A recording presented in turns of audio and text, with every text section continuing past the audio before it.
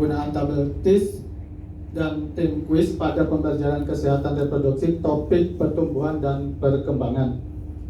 Bapak Ibu, best practice ini adalah sebetulnya di bagian dari LTL yang ketiga di tugas kita yang kemarin waktu melaksanakan implementasi Crashboard di mata pelajaran kita. Nah, dan latar belakangnya seperti yang disampaikan oleh Bapak Ibu tadi, bahwa di usia remaja itu menurut data GHS itu banyak permasalahan yang dialami oleh remaja. Nah, tetapi yang saya sampaikan di sini adalah khusus saya lebih melihat ke yang terjadi di kelas yang saya ampu. Selain permasalahan remaja, saya melihatnya ke dalam pencapaian hasil belajar pada topik yang berkaitan dengan cash flow. Sebelumnya pada pertemuan pada siklus 1 dan siklus 2 itu saya itu sudah mengimplementasikan pada klasifikasi makhluk hidup dengan subtopiknya ciri makhluk hidup. Nah, kami ukur untuk hasil belajarnya ternyata masih belum sampai siap.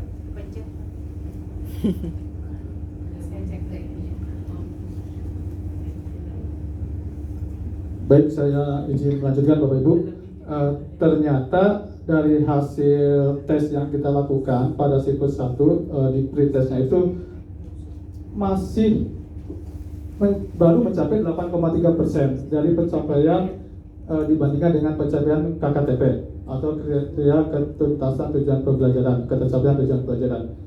Kemudian pada hasil tes diagnostis atau tes awal pada pemahaman konsep tentang pendidikan cash flow pada topik nilai, norma, mengenal diri dan hubungan dengan orang lain, ini kita relatkan, kita hubungkan dengan ciri makhluk hidup, di mana selain mengenal ciri makhluk hidup kan si siswa juga perlu mengenal tentang konsep diri dia sendiri. Nah, ternyata 25% itu belum berkembang. 9 siswa mulai berkembang, 25 siswa belum berkembang, 9 siswa mulai berkembang, 2 siswa berkembang sesuai harapan. Nah, yang berkembang sesuai harapan itu baru 5,56%. Nah, dari data ini, dari hasil tes awal pada saat siklus dulu di awal, itu menunjukkan bahwa pemahaman cash flow-nya perlu kita kuatkan lagi. Nah, solusinya apa sih gitu yang saya tawarkan atau yang saya lakukan untuk mengatasi permasalahan tersebut? Saya mencoba untuk menggunakan tabel TIS dan tim quiz yang dikemas dengan model pembelajaran discovery learning. Kenapa saya pilih tabel TIS? Tabel TIS itu adalah sebuah tabel atau yang mengorganisasi jawaban siswa. Jadi T-nya itu adalah saya tahu apa, I apa yang ingin saya tahu, kemudian S-nya itu sudah tahu apa sih setelah proses pembelajaran. Jadi ini merupakan bagian dari refleksi juga dari pembelajaran. Nah, menurut beberapa penelitian, karena refleksi itu dapat meningkatkan prestasi belajar siswa juga. Kemudian tim quiz atau quiz berkelompok juga ternyata juga dapat meningkatkan hasil belajar peserta didik. Apalagi dengan discovery learning, udah banyak penelitian yang menunjukkan keunggulan dari discovery learning. Nah, dalam tahap perencanaan untuk mengemas penggunaan tabel TIS dan tim quiz dengan model discovery learning, maka yang saya siapkan yang pertama tentunya modul ajar, kemudian bahan ajarnya yang saya ambilkan dari buku Cashflow, sebagian dari buku Cashflow, kemudian lembar kerjanya, kemudian instrumen penilaiannya. Nah, kemudian ini dilaksanakan di kelas 7A, kemudian pada hari Rabu dan Kamis tanggal 12 dan 13 Oktober 2022. Nah, 2 pertemuan. Jadi discovery learning-nya kita di pertemuan 1 memang belum tuntas, baru sampai ke pengolahan data. Nah, apa saja sih dari kegiatan discovery learning yang dilakukan di pertemuan 1? Yang pertama itu stimulasi itu dengan permainan mengurutkan, di buku Cashflow ada. Gitu. Kemudian tahap kedua identifikasi masalah, yaitu dengan mengungkap masalah dengan pertanyaan pemantik yang diorganisasi dengan tabel refleksi tabel TIS tadi. Kemudian yang pengumpulan data ini mencari informasi dan menyusun pertanyaan untuk kuis. Kemudian pengolahan data itu saling memeriksa pertanyaan dan memberikan masukan yang dibuat serta memilih pertanyaan terbaik untuk digunakan dalam bermain kuis. Nah, sementara di pertemuan kedua itu adalah lebih ke arah bermain kuis. Nah, dalam bermain kuis itu kan ada tanya jawab dari pembuat kuis, kemudian dengan siswa. Itu adalah sebetulnya bagian dari verifikasi pemahaman siswa. Betul gak yang dia tanyakan itu dengan pertanyaannya nyambung apa enggak? Jadi ada semacam konfirmasi atau verifikasi dari pembuat soal dengan temannya yang menjawab dari pertanyaan kelompok yang maju. Nanti teknisnya saya jelaskan. Kemudian di pertemuan kedua ada tahap generalisasi, yaitu menarik kesimpulan dari serangkaian proses pembelajaran yang dilakukan sejak pertemuan pertama sampai pertemuan kedua. Nah, kemudian di akhir kembali lagi tabel tes ini meskipun kita berikan di pertemuan pertama, di akhir pembelajaran di pertemuan kedua itu siswa itu diajak untuk melihat tabel tes. Nah, seperti apa sih tabel tes? Nah, kurang lebih ini tadi yang permainan mengurutkan. Nah, Bapak Ibu udah tahu seperti apa supaya mengurutkan, jadi saya tidak perlu menjelaskan lagi seperti apa di akhir kegiatan ada apa sih. Yang jelas ada adaptasi. Kenapa? Karena tadi hubungannya dengan pertumbuhan dan perkembangan kan ada yang tinggi, ada yang lebih pendek mungkin dari dirinya. Nah, intinya tidak usah khawatir dengan keadaan perbedaan semacam ini. Itu ada semacam refleksi. Ini kita lakukan di pertemuan pertama sebagai stimulasi pada tahap pendahuluan dari siklus pembelajaran kan ada 3: pendahuluan, pelaksanaan, dan penentu.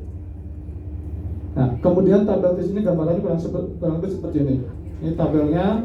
T itu tadi saya tahu, I itu saya ingin tahu apa, kemudian S itu saya sudah belajar apa atau saya sudah tahu apa dari proses pembelajaran yang dilakukan. Ini beberapa sampel jawaban siswa yang berhasil saya dokumentasikan.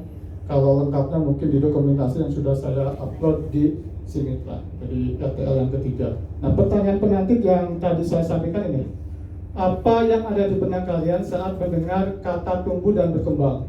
Nah, ini di organisasi nanti jawaban yang ini semua saya tahu dulu. Pokoknya sebelum siswa belajar pada saat pembelajaran di pertemuan pertama, dan ini udah masuk kegiatan inti, itu siswa menulis apa saja ya pokoknya yang diketahui tentang siswa tentang tumbuh dan berkembang. Tidak usah takut salah atau apa, yang penting tulis dulu di sticky note, kemudian ditempel di kertas warna. Nah, sambil belajar, kemudian baru masuklah ke tahap siswa membuat pertanyaan. Ini sebetulnya bagian tadi di tahapan yang sudah sampaikan di pertemuan satu tadi. Jadi siswa membaca bahan bacaan untuk mencari informasi. Ini sebetulnya bagian dari proses untuk pengumpulan data juga. Kemudian siswa membuat 5 pertanyaan dan jawabannya. Jadi tetapi ada syaratannya, jawabannya itu tidak maksimal 5 kata. Kenapa 5 kata? Karena nanti akan dibuatkan oleh siswa untuk bermain kuis. Jadi dia semacam kunci jawaban dari kuis itu oleh siswa. Kemudian siswa dalam satu kelompok ini saling memeriksa apakah pertanyaan dan jawaban dari soal yang dibuat itu sudah benar atau tidak. Jadi sebelum digunakan untuk bermain kuis, nah siswa di dalam satu kelompoknya itu untuk memeriksa soal yang dibuat dengan jawaban nyambung nggak sih pertanyaan yang dibuat. Karena untuk siswa kelas 7, jangankan siswa kita aja untuk suruh buat pertanyaan kadang-kadang kesulitan gitu. Nah, siswa juga sama kita, jadi tetapi kita arahkan untuk tidak takut salah, meskipun mungkin agak gak nyambung juga gak masalah. Yang penting nanti ada proses verifikasi pada saat bermain kuis gitu. Kemudian nah, dari 5 pertanyaan yang dibuat oleh siswa yang sudah dicatat di buku catatan, dipilih 2 pertanyaan terbaik menurut versi mereka gitu. Kemudian dari 2 pertanyaan ini dimasukkan ke dalam amplop. Nah, pertanyaan yang 2 itu ditulis dulu dalam potongan kertas yang kurang lebih ukurannya 8 x 10 cm. Nah, seperti contoh di sini. Ada nama penulisnya dari kelas berapa, nama absennya berapa. Pertanyaannya apa misalnya? Nih, pertumbuhan adalah proses peningkatan kemampuan dan seterusnya. Benar atau salah pertanyaan di atas? Jawabannya salah. Nah, seperti itu. Nah, setelah dimasukkan ke dalam amplop, ini di pertemuan ke-1 kan nggak selesai nih, belum masuk ke tahap bermain kuis, baru dilanjutkan di pertemuan kedua. Nah, pertemuan kedua, nah setelah amplop pertanyaan dari setiap kelompok dikumpulkan, kemudian kita minta siswa untuk memilih secara acak. Amplop yang terpilih nanti akan digunakan oleh siswa tersebut untuk bermain kuis. Nah, yang terpilih ada kelompok, misalkan kelompok 1, semua anggota kelompok 1 maju ke depan untuk membacakan pertanyaan yang dibuat untuk kuis tadi. Kemudian ada 2 sesi setiap kelompok yang maju. Yang pertama sesi pertanyaan, diambil 5 pertanyaan, itu nanti dibacakan ke semua kelompok siswa. Kemudian tiap kelompok juga menjawab. Meskipun betul yang pertamanya tetap dilemparkan ke yang lainnya, sehingga semuanya tahu. Mungkin ada semacam pengulangan. Ini pertanyaan ini, kemudian jawabannya apa di kelompok 2, kelompok 3 mana. Nanti kalau betul semua ya dikasih skor 1 semuanya. Kalau salah berarti gak dapat skor, seperti itu. Kemudian pada sesi rebutan dibedakan skornya. Kalau tadi skor yang 1 pertanyaan untuk semua, kalau rebutan siapa yang mengangkat tangan lebih dulu, itu skornya 3. Tapi kalau salah maka akan mendapatkan penalti 2, seperti itu.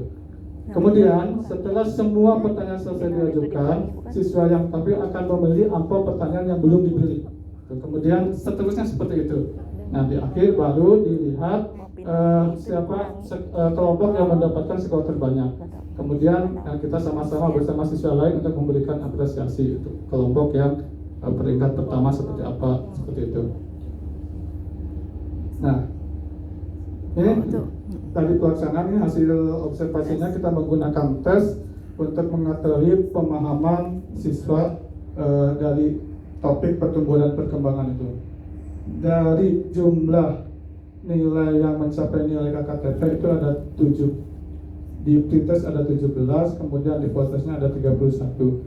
Kemudian presentasinya di pretest itu sekitar 47,22%. Kemudian di post-testnya ada 86,11%. Kalau kita kelompokkan berdasarkan klasifikasinya, mohon maaf ini salah judul yang atas. Jadi klasifikasi kita kelompokkan mana yang sudah sesuai mencapai ketuntasan dan tidak perlu pengayaan, itu ada sekitar, setelah post-test itu ada 11 siswa. Kemudian yang sudah mencapai ketuntasan atau tidak perlu remedial ada 20. Kemudian yang belum mencapai ketuntasan ada 5, dan yang belum mencapai ketuntasan 0. Nah, kalau dianalisis secara gain, nilainya itu sekitar 0,47 dengan kategori sedang. Bapak 3 menit lagi. Siap Ibu, insya Allah cukup. Nah, ini sudah sampai kesimpulan maka dari hasil implementasi penggunaan tabel TIS dengan tim kuis itu dapat meningkatkan pemahaman siswa atau hasil belajar siswa pada topik pertumbuhan dan perkembangan pada siswa kelas 7A SMP Negeri 1 Bulagama tahun 2002-2023. Nah, refleksinya, ternyata tadi seperti yang saya sampaikan, membuat siswa itu agak kesulitan ketika membuat pertanyaan. Maka sebagai guru kita perlu betul fokus ketika kita mendampingi siswa dalam membuat pertanyaan. Kemudian yang paling penting adalah menekankan bahwa siswa itu gak usah takut membuat pertanyaan, dan jawaban pun salah pun gak masalah gitu. Yang penting anak muncul dulu percaya diri, kemudian menghasilkan produk berupa berupa pertanyaan yang dibuat dalam potongan kertas tadi yang dimasukkan ke dalam amplop, kemudian nanti bisa dibacakan di depan untuk bermain kuis, seperti itu. Jadi yang paling penting juga selain dia jangan takut membuat pertanyaan, yang penting juga jangan sampai takut untuk berpendapat atau menjawab pertanyaan dari kelompok yang lain. Begitu. Ini mungkin yang membedakan tim kuis dengan tim kuis yang sudah ada yang sudah dilakukan oleh peneliti sebelumnya. Itu kalau kuis yang ini pertanyaan dibuat oleh siswa. Kalau yang saya pelajari di beberapa jurnal itu kuisnya meskipun dia bermain kelompok tapi disiapkan oleh guru. Jadi sini ada proses membaca dulu. Jadi sebelum membuat soal, siswa juga membaca dulu baru membuat soal, seperti itu. Nah, gambarannya seperti itu apa yang sudah saya lakukan beserta hasilnya. Mohon masukan dan kritiknya dari Ibu Hasil dan teman-teman guru IPA yang hadir di sini. Terima kasih. Saya kembalikan. Assalamualaikum warahmatullahi wabarakatuh.